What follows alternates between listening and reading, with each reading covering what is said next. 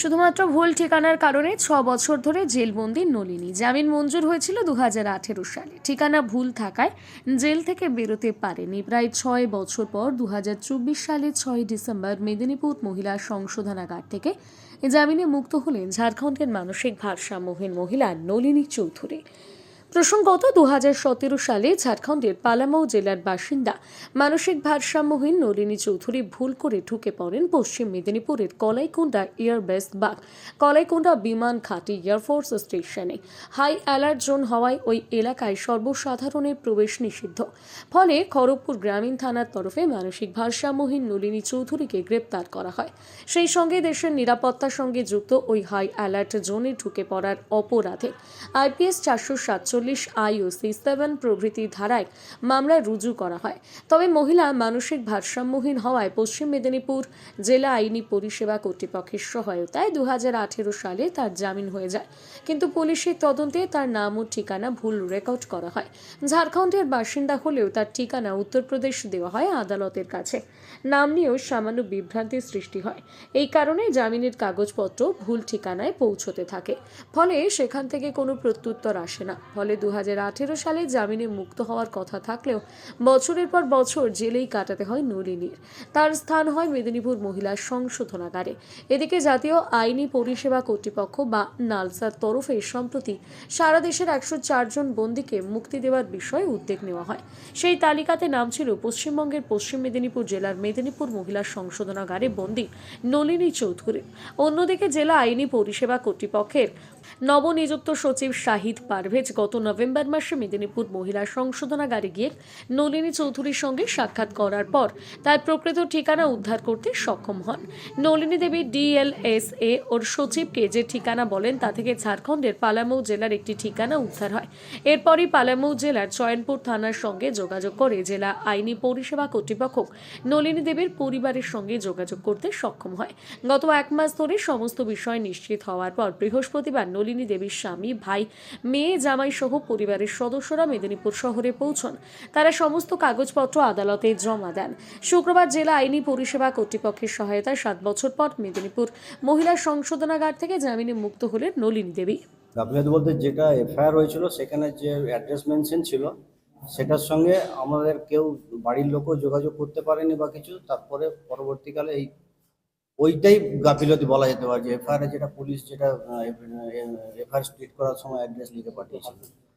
তাছাড়া এই কেসটা আমি 18 সাল থেকে করছি, 18 সালেই বেল হয়ে গেছে, কিন্তু সমস্যাটা ওই অ্যাড্রেসের জায়গায় ছিল। অ্যাড্রেস সঠিকভাবে আমাদের কাছে না পৌঁছানো পর্যন্ত বা বাড়ির লোক না আসার জন্য এতদিন উনি ভিতরে থেকে গেলেন। খতিয়ে দেখা হয়নি যে না, যেটা লিখে পাঠিয়েছেন পুলিশ সেই অনুযায়ী প্রত্যেকটা কেসেই সেই অ্যাড্রেস ধরেই মামলা চলে। পরবর্তীকালে যখন দেখা গেল যে উনি ডিটেন হয়ে এতদিন ধরে আছেন, বেল হওয়ার পরও উনি রিলিজ হতে পারছেন না, তখন আমাদের DLS এর তরফ থেকে যোগাযোগ করে সব জায়গায় খোঁজখবর দিয়ে এতদিনে তাদের বাড়ির লোককে পাওয়া গেছে এবং ওনারা এসেওছেন। আমরা রিলিজের সমস্ত ব্যবস্থা করেছি, আজকে বেল বন্ড জমা হয়েছে, আশা করি তাড়াতাড়ি বেরিয়ে যাবেন। ডিএলএস একটা ভালো কাজ। অবশ্যই ভালো কাজ, DLS সবসময় ভালো কাজই করে। नाम का दिक्कत हुआ था। हमारे जो आधार कार्ड डॉक्यूमेंट्स है उसमें ललिनी देवी नाम है, और ऐसे में यहाँ पे अपना माथा डिस्टर्ब के कारण से वो ललिनी चौधरी नाम बोला गया था, इसके कारण से थोड़ा डिस्टर्ब हुआ। अभी तो सब अभी बाकी सब ठीक है। और वो ये जो हैम रेडियो का जो पार्ट है, हैम रेडियो से मिला है ऐसे? नहीं, हैम रेडियो से हम लोग के नहीं मिला है। हम लोग यहाँ से बड़ा बाबू के तरफ से हम लोग के अपना चैनपुर प्रखंड यानी थाना में हम लोग का फोटो गया था। फोटो जाने के कारण से हम लोग के वहाँ से हम लोग के गांव पड़ता है नज़दीक में, वहाँ से फ़ोटो भेजे, फलाना गांव का है एक फ़ोटो, देखो पहचानो। हम लोग पहचान करके तो थाना में फ़ोन किया, तो हमको थाने वाले गए तो बड़ा बाबू वहाँ पे बोले कि वेस्ट बंगाल में है, वहाँ पे आप लोग जाइए। तो हमने यहाँ के बड़ा बाबू से लोकेशन शेयर करवाया, फिर उसके कारण से हम लोग कल शाम को इधर 5 बजे 6 बजे तक मैंने पहुँच गया था। कल से हाँ। आप एक साथ लेकर फिरेंगे? हाँ सर, वही सोच रहा हूँ कि एक साथ लेके निकल जाते हैं। हमारा फैमिली सब कुछ घर पे इंतजार कर रहा है। आपका नाम? हमारा नाम सकेंद्र चौधरी है। आपको कौन है? हम ललिनी देवी का भाई हैं। 2017 সালে নলিনী চৌধুরী নামে একজন মহিলা এখানে কালাইকুন্ডা ডিফেন্স এরিয়াতে উনি প্রবেশ করেন।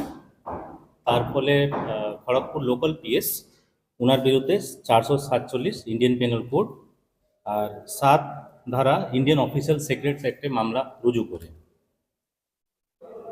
তারপরে 2017 সালে যখন এই মামলা কোর্টে আসে আমাদের এখানে, তো 2018 সালেই আমাদের আইনি পরিষেবা কর্তৃপক্ষ পশ্চিম মেদিনীপুর থেকে আমরা উকিলবাবুকে দিয়ে ওই 2018 সালে জামিন হয় মহিলাটা।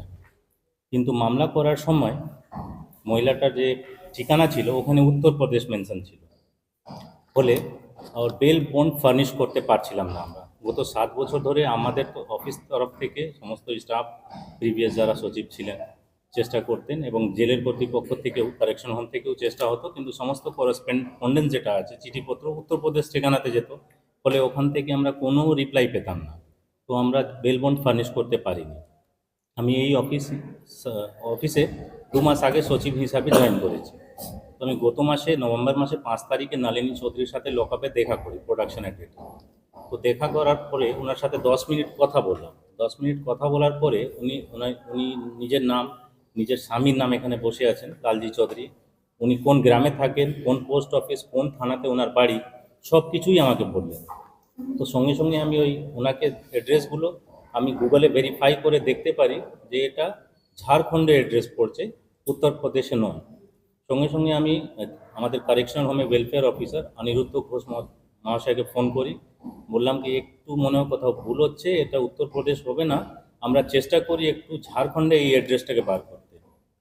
তো আমি পালামু জেলা ডিস্ট্রিক্ট লিগাল সার্ভিস অথরিটি সেক্রেটারির সাথে যোগাযোগ করি নিজে। কারেকশনাল হোম থেকে ওয়েলফেয়ার অফিসার সাহেব চैनपुर যে থানা আছে ঝাড়খণ্ডে ওখানে যোগাযোগ করেন এম রেডিওর মাধ্যমে।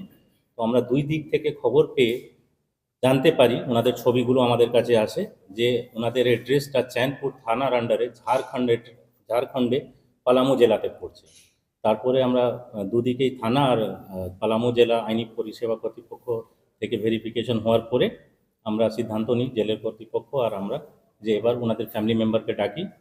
তো ওনারা গতকালকে এখানে এসছেন মেদিনীপুরে আমাদের, আর আজকে সকালে ওনাদের কারেকশনাল হোমে, উইমেন কারেকশনাল হোমে ওনার স্বামী, ওনার বোন এসছেন, মেয়ে এসছেন, জামাই এসছেন, এনার দাদা এসছেন, সবার সাথে আজকে সকালে মহিলা কারেকশনাল হোমে সাক্ষাৎকার এনাদের সাথে হয়ে গেছে, আইডেন্টিফিকেশন হয়ে গেছে।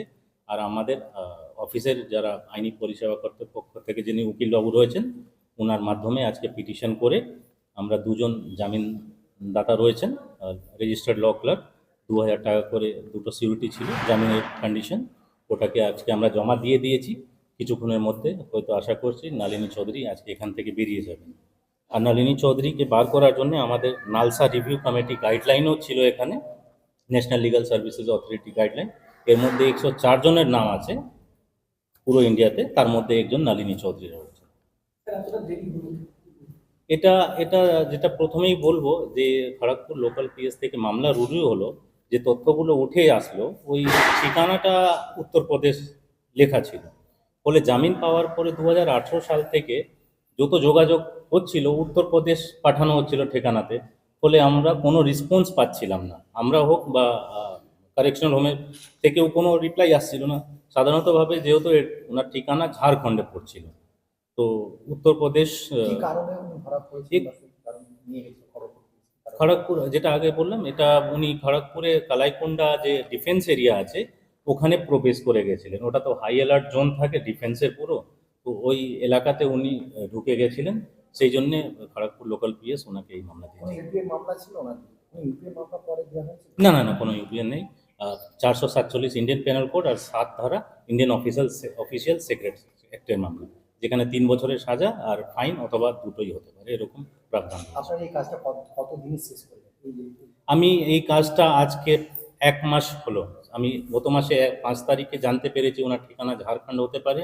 আমরা এবং কারেকশনাল হোমে ওয়েলফেয়ার অফিসার 2 জন মিলে আমরা ওখানকার থানা এবং পালামু জেলার ডিস্ট্রিক্ট লিগাল সার্ভিসেস অথরিটি সেক্রেটারির মাধ্যমে 2 দিক থেকে করেসপন্ডেন্স করে আমরা এই কাজটা 1 মাসের মধ্যে উদ্ধার করেছি।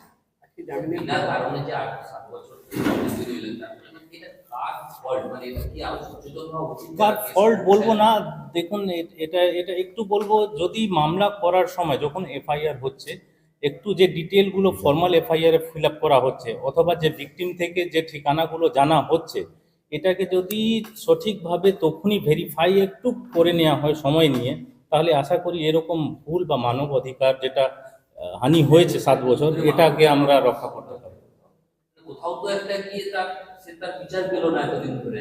স্বাভাবিকভাবে। এটাকে আমরা যদি তখনই উত্তরপ্রদেশের জায়গায় যদি ঝাড়খণ্ড লেখা থাকতো, তাহলে আশা করি 2018 সালেই উনি বেরিয়ে যেতেন উইমেন কারেকশন হোম থেকে। কিন্তু ওখানে উত্তরপ্রদেশ থাকাকালীন উনি বেরোতে পারলেন না। আজকে আমরা এফিডেভিট ইনারা সব জমা দিয়েছেন, ইনার স্বামী, যে ইনাদের নালিনী চৌধুরীর ঠিকানা, ওনার স্বামী সমস্ত আধার কার্ড, নিজের ডকুমেন্ট, ইনি নিজেই 2017 সালে নালিনী চৌধুরী হারিয়ে গেছেন ওরকম মিসিং ডায়েরিও করেছেন। সমস্ত তথ্য উনি নিয়ে এসে আমাদেরকে দেখেও প্রমাণ করেছেন। মানে উনি ছাড়া পেয়েও কি জেলে ছিলেন? ছাড়া জামিন হয়েছিল, জামিন হওয়ার কন্ডিশন ছিল যে 2000 টাকা বেল বন্ড, দুটো রেজিস্টার সিকিউরিটি জমা দিলে তারপরে ওনাকে ছাড়া হবে। এবার ছাড়ার জন্য তো একটা অ্যাড্রেস দিতে হবে, কোথায় থাকেন পরবর্তী ডেটে তো কোর্টে হাজির করতে হবে। সেই ডেটটা ভেরিফিকেশন হচ্ছিল না কিছুতেই। উত্তরপ্রদেশ যেহেতু ডেট অ্যাড্রেস ছিল, সেই অ্যাড্রেস উত্তরপ্রদেশ থাকার জন্য তো ভেরিফিকেশন হচ্ছে না বলে আমরা অফিস থেকে আমাদের ল ক্লার্কের মাধ্যমে ওটাকে বেল বন্ড ফার্নিশ করতে পারছিলাম না। তো গত 1 মাসের মধ্যেই ব্রেক থ্রু হলো আমাদের। ঝাড়খণ্ড থেকে অ্যাড্রেস বেরিয়েছে, ওনাদের ফ্যামিলি মেম্বার সবাই আজকে এসেছেন। তো এফিডেভিট সমেত সমস্ত ইয়ে করে আজকে বেল বন্ড জমা হয়েছে। বেল 2018 সালে পেয়ে গেছেন। এর পরবর্তীকালে হাজির হওয়ার জন্য ওখানে ডেট থাকবে, এপিয়ারেন্সের জন্য ডেট থাকবে, কোর্টে যেটা আইনে প্রাবধান রয়েছে। তো কোর্টে ইনাদেরকেও বলেছি যেন মিস করবেন না, প্রত্যেক ডেটে নালিনী চৌধুরীকে কোর্টের সামনে আপনারা হাজির করবেন। আর